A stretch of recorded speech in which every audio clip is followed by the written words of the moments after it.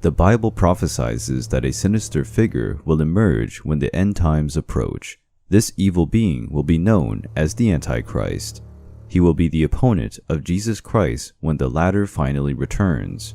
The Antichrist is a son of Satan and, like Christ, will come into the world from the womb of a woman. This being, half a man, half a devil, will disguise himself among men, waiting for the final judgment. In the beginning, it will be difficult to identify the son of the devil, because he will not give any indication of his origin, much less of his intentions. His strength will become even greater when men believe less in the forces of Satan. After all, when God says in the Exodus, "I am who I am," the Antichrist says, "I am who I am not."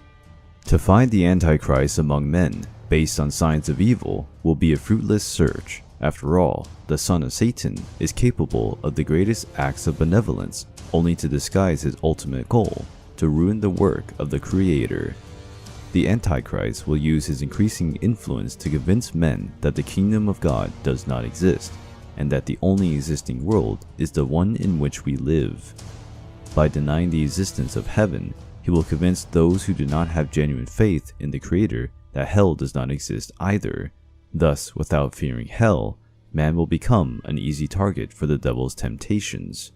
The Antichrist will become stronger and more influential as the final judgment approaches. He will become an important public figure, and his words will win millions of souls for the ranks of Satan. The son of Satan will proclaim the right to absolute freedom, because by denying heaven and hell, the idea of good and evil will also be ruined. Then everything will be allowed. All the values preached in the Bible will be denied and considered dogmas of a corrupted church, which, with its shackles, makes man's development impossible. The Antichrist will have impressive qualities. He will be an intellectual genius, with great oratory skills, and his political ability will make him an unprecedented politician. A new religion will be born under the command of the Antichrist. This new creed will deny Jesus as the Messiah. The Antichrist will declare himself to be the true and only Messiah. The opponent of Christ will have the power to rule over all nations and will found a world religion. The church itself will be used to destroy the true faith. Like wolves disguised as lambs, they will use the words of the Lord in a distorted way, only in order to keep men away from God. The Antichrist will use tricks in the form of miracles to take the place that belongs to Christ. He will mark people with the number of the beast, 666.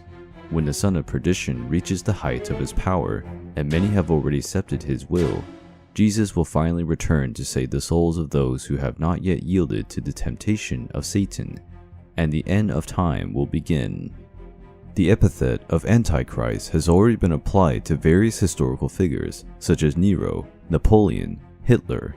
The true Antichrist will emerge where he is least expected, and by the time his true identity is revealed, it will be too late.